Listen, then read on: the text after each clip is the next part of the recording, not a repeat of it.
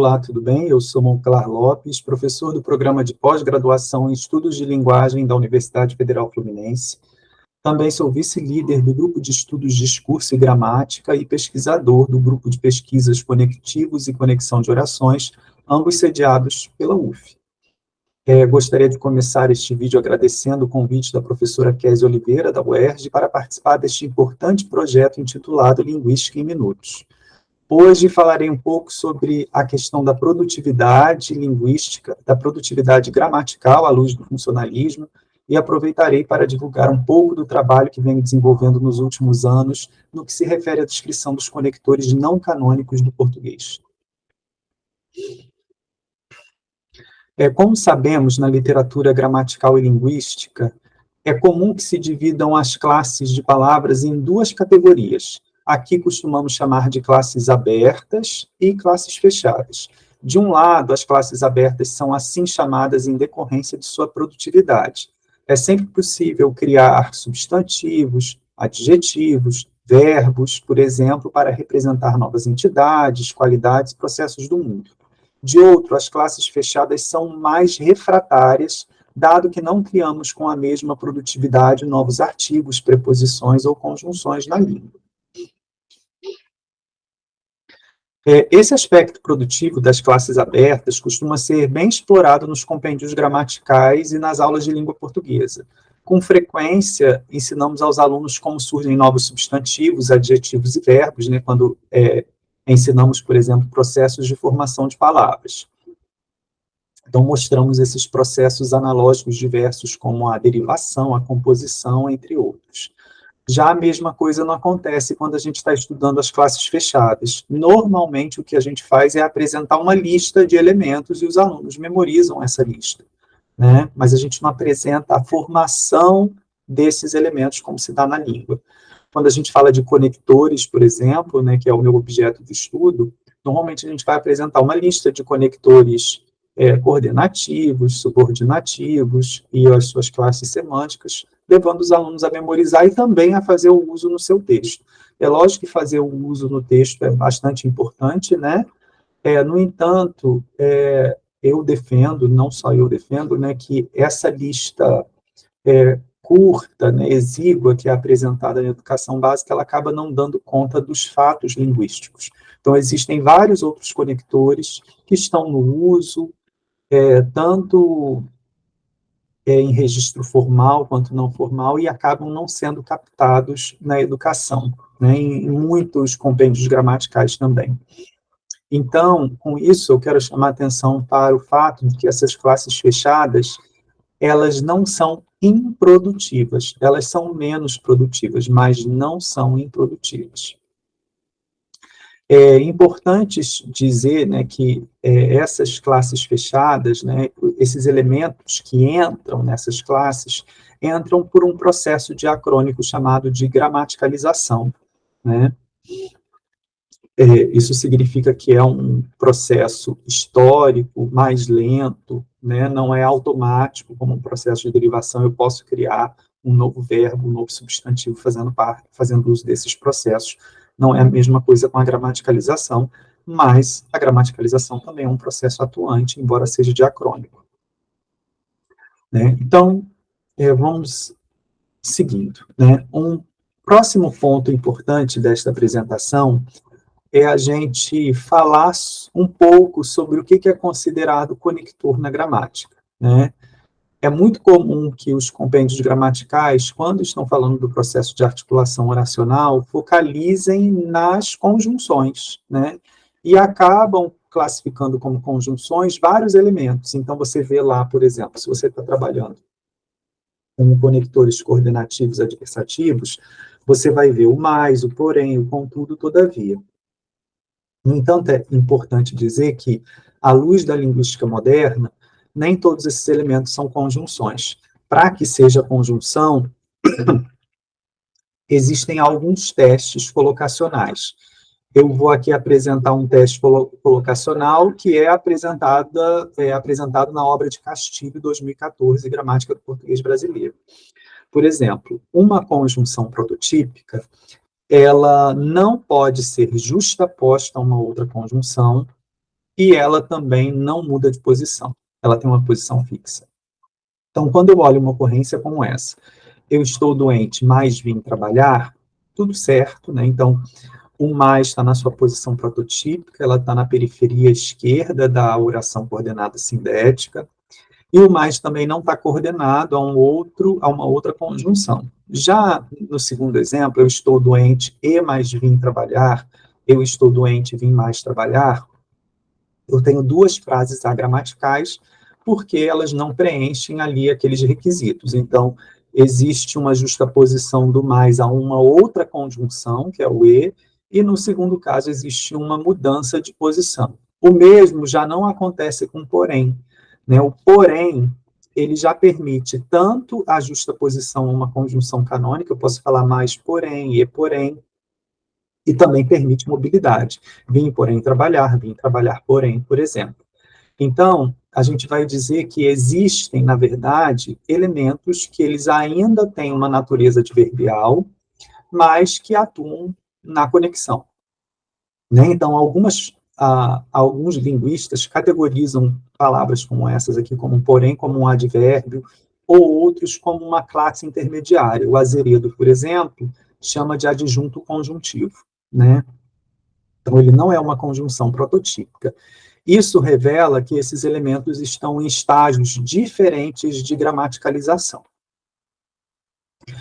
Mas, além de falar desses elementos que estão em diferentes fases de gramaticalização, é importante dizer que, quando a gente fala de estratégias de conexão, a gente tem uma classe muito heterogênea. Não precisa ser alguma coisa em vias de gramaticalização, por exemplo. Né? Só para a gente ter uma ideia, eu posso ter outras estruturas exercendo funções análogas. Aqui eu tenho, olha, 3 sentenças semelhantes, portanto, você pode agir como quiser, concluindo, você pode agir como quiser, trocando em miúdos, você pode agir como quiser. No portanto, eu tenho um conector canônico, né? Mas em concluindo, eu já tenho uma forma nominal do verbo, em trocando em miúdos, um idiomatismo. E todas essas formas aqui, elas fazem uma função semelhante, elas introduzem uma conclusão. Né? Então, a gente está vendo outros elementos atuando aqui no domínio da conexão. No entanto, o que eu trago para vocês são novos conectores que eu os classifico como não canônicos. E para eu classificá-los como conectores, eu vou falar um pouco mais adiante sobre o que eu entendo como conector. Qual é a definição de conector que eu estou utilizando. Tá? Mas, antes de falar dessa definição de conector, eu gostaria de explorar com vocês um último aspecto importante, né, que é as propriedades pragmático-discursivas dos conectores. Eu comecei essa apresentação falando de que a gramática apresenta uma lista exígua, reduzida de conectores, e essa lista não dá conta da realidade dos fatos linguísticos, né?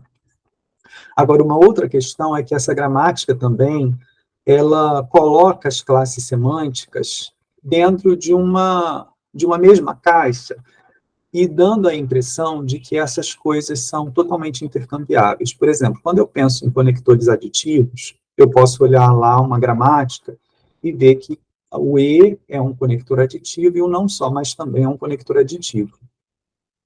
E as gramáticas não costumam mostrar diferença de sentido entre esses elementos, né? Então, para o funcionalismo, é bastante cara a ideia de que toda vez que há diferenças de forma, há também diferenças de significado, né? Então, para a gente chamar a atenção para esse fato, eu trouxe aqui 2 ocorrências de conectores aditivos, né? Então, eu tenho aqui hoje, fiz musculação e spinning. Hoje não só fiz musculação, mas também fiz spinning.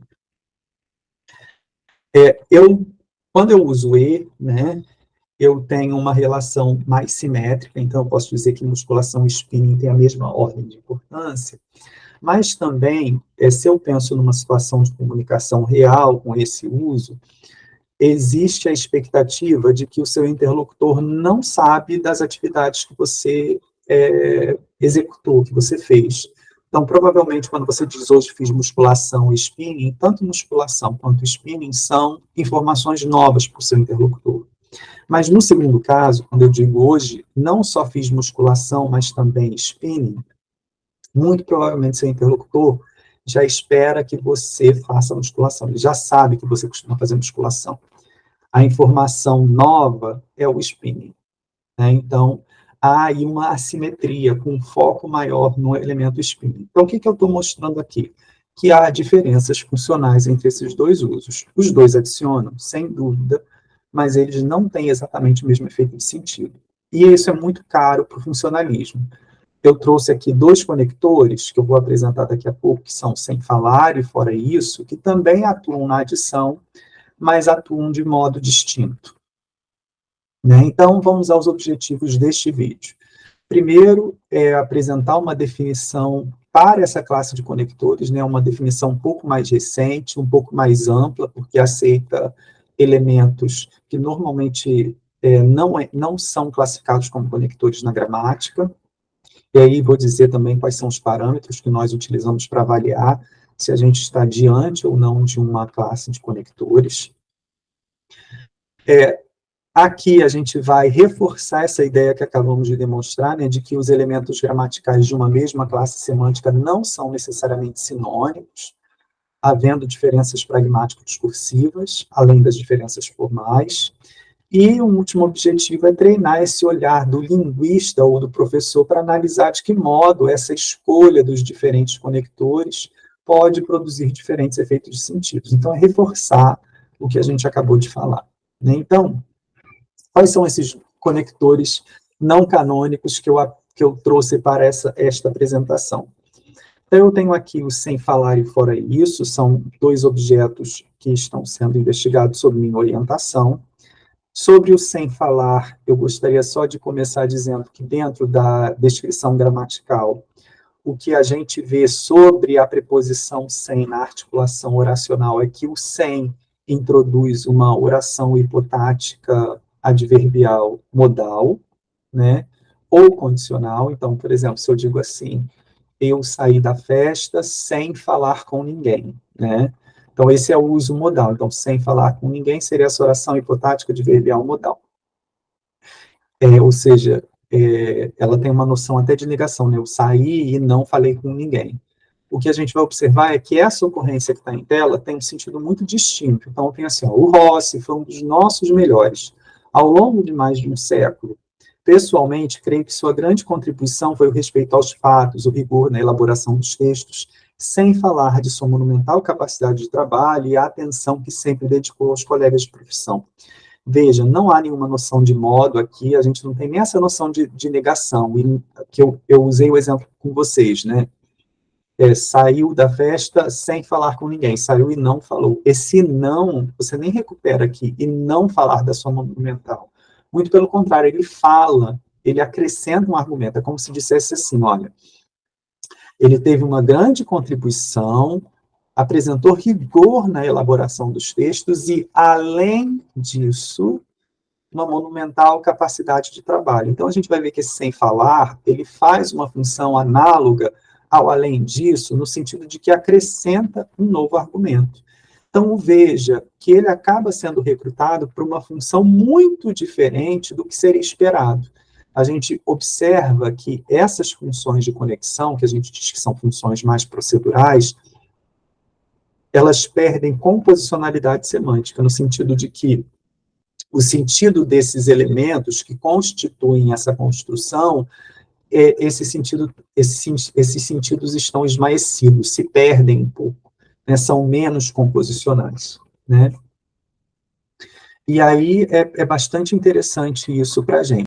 Um outro aspecto para o qual gostaria de chamar a atenção, né, porque eu estou dizendo que isso aqui é uma estratégia de adição na língua, e até substituir pelo além disso, né? No entanto, o que nós temos observado nas nossas pesquisas é que o comportamento não é exatamente igual, né? A gente tem associado esse sem falar a um tipo de argumento que a gente vem chamando de argumento de lambuja, seguindo o COR 2003. COR diz que existe um argumento que é uma espécie de golpe final. Isso significa, olha, O enunciador ele já veio apresentando uma série de argumentos suficientes para a defesa do seu ponto de vista, mas ele vai e acrescenta um último argumento, né? E essa seria uma espécie de cartada final. O que a gente vem observando no Sem Falar? É muito comum que ele introduza um último argumento e um argumento que não é promovido a tópico discursivo. Então, quando ele fala assim, sem falar de sua monumental capacidade de trabalho, a atenção que sempre dedicou aos colegas de profissão, na continuidade do texto, ele não vai falar dessa capacidade de trabalho e ele nem vai falar dessa dedicação que ele teve aos colegas. É por isso que ele utilizou sem falar. Eu não preciso nem falar sobre isso. Eu não preciso dar mais detalhes sobre isso. Por isso que seria um argumento de lambuja e subdesenvolvido, né? O texto continua e ele não é mais evocado, mas o argumento ele é introduzido pelo sem falar. Tá? Então, aqui a gente está vendo, olha, tem funções aditivas, mas ele é um pouquinho diferente, né? O além disso, muitas vezes vai apresentar um argumento novo, e esse argumento é, sim, promovido a tópico discursivo, ele continua no fluxo textual, coisa que é incomum com sem falar. Não é que não aconteça, é incomum. Quando a gente fala que é incomum, é porque a gente faz uma análise, não sei se eu vou usar o termo exaustiva, mas é quase isso, uma análise exaustiva de dados, porque é uma grande quantidade de dados. Por exemplo, sobre essas construções com sem mais verbo do dizer, com função de adição, a gente já analisou aproximadamente 6.000 ocorrências. Então, é muita ocorrência para a gente ver uma regularidade desse tipo de uso. O segundo conector é o fora isso. O fora isso também, só para a gente olhar primeiro para a estrutura, fora, que é muitas vezes um advérbio de lugar, né, espaço externo, ou muitas vezes uma palavra enotativa, uma preposição acidental com noção de exceção ou exclusão. Mas vamos ver o que acontece aqui. Quando me convidaram há 5 anos para estruturar a rede da Honda no Brasil e na América Latina, aceitei quase sem pensar. Conhecia bem outros países, os Estados Unidos e alguns europeus. Então, o desafio para mim era mais profissional que cultural. O choque maior foi para minha mulher, que não tinha passado pela experiência de morar em outros países e temia muito a violência. Fomos alertados em relação a isso. Mas, felizmente, nesses 5 anos, nunca tivemos problemas. Fora isso, fiquei muito bem impressionado com o avanço tecnológico do país, mas nada comparado à minha surpresa com o perfil do povo brasileiro. Aqui, o enunciador ele tece uma série de elogios sobre o país, né? E, por fim, ele acrescenta ainda mais um elogio. Olha, fora isso, fiquei muito bem impressionado, né? Então, a gente vê que os argumentos eles convergem para uma mesma direção, e nesse sentido, esse fora isso também assume uma noção de adição. Então, eu estou adicionando uma nova informação. E aí você veja, fora, que tem uma noção de exceção, né, ou de espaço externo, está sendo recrutado também para um sentido totalmente diverso, que é o sentido aditivo. Então, a gente também, assim como sem falar, tem o uso menos composicional. E nenhum deles é equivalente, né? Eles não são exatamente iguais. Então, a gente tem observado também no fora isso que existe um movimento cognitivo de meio que uma separação. É como se você, quando utilizasse o fora isso, você diminuísse a importância dos argumentos que vêm antes, fora isso, ou seja, essa ideia de separar o isso, né, retoma o que vem antes, para apresentar um argumento novo e mais focal. Então, o que a gente está vendo? A gente está vendo que esse domínio da adição é muito mais amplo, né? Quando você olha lá na gramática e vê o e, não só, mas também, nem, meio que acaba por ali. Às vezes vem um além disso, né? Quando olha para outras estratégias. Mas é relativamente pequeno o paradigma. Então, a gente está vendo novos elementos.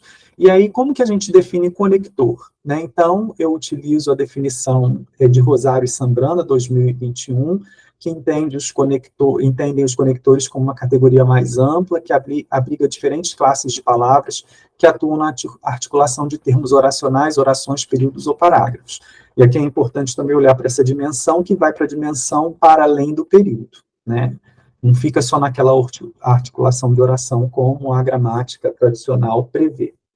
Então, sob uma perspectiva cognitivista, né, a gente trabalha com uma linguística funcional centrada no uso, que alia o funcionalismo norte-americano com a linguística cognitiva.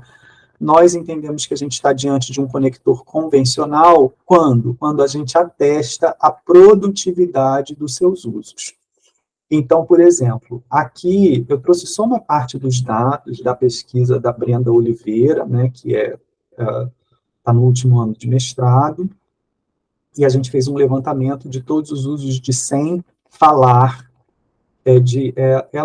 Esse aqui foi em cima da qualificação dela, então ela tinha feito o levantamento de 150 ocorrências, mas de 150 ocorrências, da sequência de palavras sem falar, ela observou que 51 ocorrências pertenciam ao uso prototípico, que é a oração hipotática adverbial modal ou condicional, aquele uso que eu falei para vocês, eu saí sem falar com ninguém, mas 95 ocorrências já eram esse contexto de acréscimo. Né? Milhares de pessoas foram expostas à radiação sem falar dos funcionários que ficaram com sequelas, aqui também acrescenta. Então, o que a gente já está observando? Que entre os usos dessa sequência sem falar na língua, predominam os usos de acréscimo e de adição. E aqui eu posso ir muito além da pesquisa da Brenda, porque eu olhei para mais de 1.000 ocorrências de sem falar, né? E você vê que a produtividade é altíssima para o uso de acréscimo. Isso significa o seguinte, né? Dentro da perspectiva da linguística funcional centrada no uso, a gente também tenta descrever a realidade psicológica das línguas, né? De que maneira essa língua está armazenada, é processada, está representada na mente humana. Então, quando você vê que o uso recruta muito mais o sem falar para adicionar, isso significa que você já tem uma alta convencionalidade daquele uso na língua.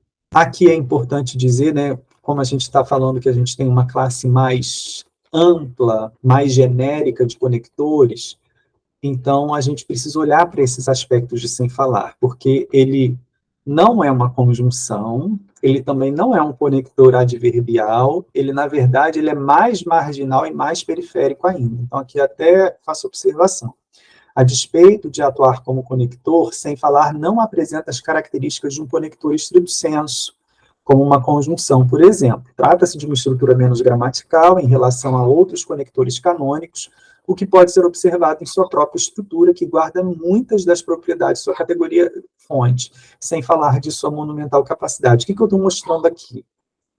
Você tem o sem falar, né? Ou seja, dois elementos que se vinculam, a gente diz na nossa perspectiva que formam um chunk, né? Porque não é qualquer verbo que se justapõe ao sem, que se adjunge ao sem, que faz uma noção de adição. A gente tem visto que são os verbos do dizer, e não são todos os verbos, tá? Mais produtivos são sem falar e sem contar.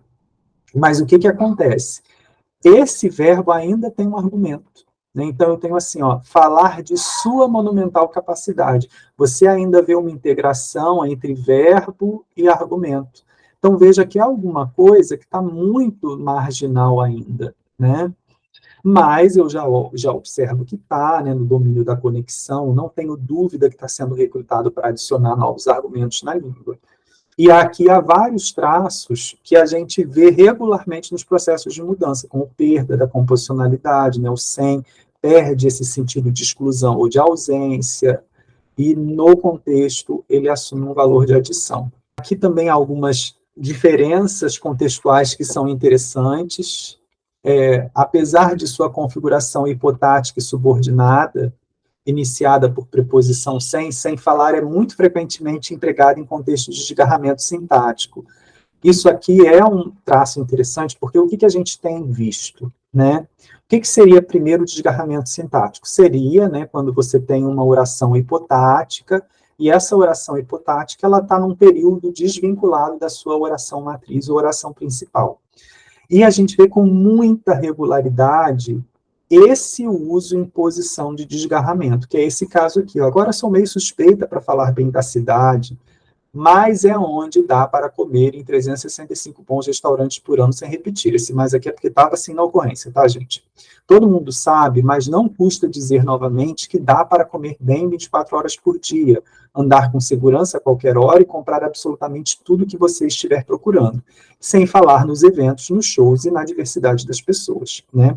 Aqui também adiciona e está assim, ó, começando o período, mas adiciona em relação à informação que vem antes, né? Então, isso chama bastante atenção para a gente, e a gente fez até uma relação com além disso, né, que também costuma, muitas vezes, aparecer em porções supraracionais. Isso tem chamado muita atenção para a gente, e recentemente a gente tem dito, inclusive, que esse sem falar, ele começa apesar da sua estrutura aparentemente de hipotasse, ele começa a participar do esquema conectivo, que seriam esses conectores tipicamente coordenativos, mas a gente não usa só o termo coordenação, porque esses conectores, como o e, o mais, por exemplo, eles nem sempre estão dentro de um mesmo período. É muito comum o e, o mais começarem períodos, né, estarem em posição supraracional. Eles começam a ocorrer também da mesma maneira. Enquanto essa posição é incomum para a subordinação, para a hipotasse, não é incomum para o esquema coordenativo. Aqui em sequência, né, eu já falei um pouco a respeito, né, então, que esse argumento ele é apresentado como argumento de lambuja, né, segundo Cor, acho que eu tinha dito 2003, era 2004, desculpa, dado que introduz de maneira subreptícia um argumento decisivo, apresentando a título de acréscimo como se fosse desnecessário justamente para dar o golpe final. Então, aqui é a mesma ocorrência que eu apresentei da primeira vez, né, quando eu tenho assim, sem falar de sua monumental capacidade de trabalho, a atenção que sempre dedicou aos colegas de profissão, e esse argumento é abandonado. Quando eu continuo o texto a eles e a família que foi central em sua vida, apresento meus sinceros sentimentos. Ele já fecha o texto em sequência, né, mas isso é o que a gente vê regularmente, é que esse sem falar introduz um argumento, que é normalmente o último argumento, é um último argumento convergente do discurso que não é promovido a tópico discursivo no texto. Agora vamos para o fora isso, né? A gente tem descrito fora isso também como um conector complexo, porque ele é formado de dois elementos, constituído de uma preposição acidental ou palavra notativa com sentido de exclusão, porque assim essa palavra é classificada na literatura gramatical, e que faz parte de um esquema de conexão fora X, né? Porque você pode usar fora o esquema, você pode usar fora e um nome, né? E aqui eu tenho uma ocorrência, fomos alertados em relação a isso, mas felizmente nesses 5 anos nunca tivemos problemas. Fora isso, fiquei muito bem impressionado com o avanço tecnológico. É aquela ocorrência em que há adição, né? Eu gostaria de chamar a atenção, embora esse fora isso faça parte de um esquema maior, né, que é fora nome, por fora isso é extremamente produtivo. Quando a gente olha por exemplo, aqui eu tenho um levantamento que foi feito em corpus, quando eu vejo as combinações de fora mais nome, olha a produtividade que nós temos. Fora isso, tem 4.069 ocorrências. Todas as outras combinações, não estão todas aqui, né, mas as outras combinações, elas têm uma frequência muito menor. Então, o que isso significa? Se, fora isso, tem uma frequência tão elevada na língua, provavelmente isso já faz parte da nossa realidade psicológica, já é um conector altamente vinculado, enraizado em nossa memória. Né? E a gente evoca isso para o uso. É importante dizer que o fora isso ele é bem diferente, porque o fora isso a gente classifica. Eu apresentei o uso de acréscimo, né, mas a gente diz que ele é um conector de exceção, ele tem uma semântica de exceção, mas que no contexto essa exceção é evocada para introduzir argumentos ou convergentes ou contrastivos, né? Lembra que eu falei que dá uma ideia de separação, né, de exceção? A gente tinha pensado no nome exclusão, mas não exclui. Então, a gente pensou em exceção, mas é uma espécie de separação que faz do argumento anterior. Aqui tem um ou outro com sentido análogo também de acréscimo, mas a gente já vai ver um contrastivo. Vou ler a partir do sublinhado. Se ele aceitasse, poderia fazer uns exames de saúde e, a partir dos resultados, tomar algumas providências, mas parece que ele não está muito com vontade de tratar do assunto. O diálogo é o caminho para vocês encontrarem uma solução para o problema. Procure entender o que está acontecendo com ele, se há um problema financeiro no trabalho, na saúde, enfim. Conversando, vocês podem compreender o momento um do outro. Fora isso, querido, é orar a Deus e pedir ao Senhor uma ajuda, né? Então, aqui a gente também tem uma ocorrência, né? Na verdade, é alguém que escreve pedindo conselhos religiosos, né? E aí você tem esse fora isso sendo recrutado também com uma noção aditiva, né? Além disso, é só pedir, orar ao Senhor. Mas nós temos aqui uma noção de contraste. Olha, sinceramente, eu não me importo muito que as pessoas não saibam o que é a sexualidade. E parabéns, pois além do Júlio, acho que você é um dos poucos aqui que teve essa coragem, porque convenhamos que não é fácil para ninguém. A única coisa que eu acho positiva na visibilidade é o fato de que outras pessoas, sabendo o que é a sexualidade, podem se descobrir sendo assexual. Fora isso, não acho que há tanta necessidade de virarmos os holofotes tanto para nós.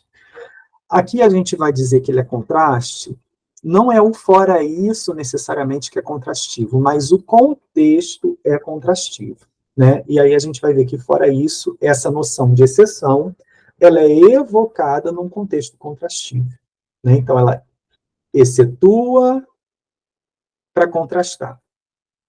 Da onde nasce essa noção de contraste? Nasce da relação entre polaridade positiva e negativa. Esse é um contexto clássico para emergência de contraste, um dos contextos. Então, eu tenho aqui, eu acho positivo X, não acho positivo Y. Então, esse acho positivo, não acho positivo, dessa relação emerge uma noção contrastiva. Então, a gente vê que esse fora isso, ele é evocado, ele pega essa semântica de exceção, né, fora isso, olha, separa o que eu disse antes, para introduzir um novo argumento, só que esse argumento é contrastivo. Então, a gente vê essas duas funções, né? É importante dizer também sobre o fora isso, né? Outras questões que têm nos chamado a atenção, né? Esses conectores que são formados por pronome demonstrativo, eu investigo uma série deles, né? É com isso, fora isso, por isso, né? Então, eles são importantes para mim, tenho olhado muito para isso. Ele assume uma função retroativa propulsora mais saliente que muitos conectores canônicos. Isso porque o pronome demonstrativo, na retroação, é uma forma encapsuladora que, sintaticamente, retoma o escopo remissivo, né, daquilo que vem antes, então ele engloba o conteúdo daquilo que vem antes. A preposição acidental fora torna o argumento expresso na unidade discursiva anterior menos importante, e, simultaneamente, na propulsão, então faz a retroação, depois vem a propulsão, focaliza a informação subsequente, que assume mais relevância na escala argumentativa. Então, a gente diz que essa noção de exceção diminui a importância do que vem antes para dar saliência para o argumento que vem depois. Né? Dito isso, né, então, nosso objetivo foi mostrar um pouco do trabalho desenvolvido, relativizar essa visão de que a gramática... que as classes são fechadas e são improdutivas, não, elas são muito produtivas, e isso é muito caro para o estudo funcionalista. A gente tem um olhar, principalmente quem desenvolve pesquisas na linguística funcional centrada no uso, olhar para essas estratégias mais procedurais, mais gramaticais da língua e como elas emergem. Né? Eu fecho aqui minha apresentação com um pouco de teorias, porque eu investi pouco em teorização na apresentação, mas dizer que as minhas investigações são baseadas na linguística funcional centrada no uso, que representam, né, um diálogo entre o funcionalismo norte-americano e a linguística cognitiva, em especial a abordagem constitucional da gramática. Por ser uma abordagem funcionalista, se defende que discurso e gramática se influenciam mutuamente, motivo pelo qual a estrutura gramatical sempre é descrita olhando forma e conteúdo, forma e função. Então, veja que o tempo todo na minha apresentação eu chamei a atenção, olha, é importante olhar para aspectos pragmáticos discursivos. Por quê? Porque a gramática tradicional já olha para a fonologia e morfossintaxe e semântica. Esses aspectos são tratados na tradição gramatical em muitas perspectivas linguísticas. Mas para o funcionalismo, a gente vai dizer assim, olha, Se o discurso influencia a gramática influencia o discurso, a gente só estuda a gramática olhando a língua em uso, em situações reais de uso, e sempre considerando os aspectos pragmáticos discursivos, além dos semânticos, fonológicos e morfossintáticos.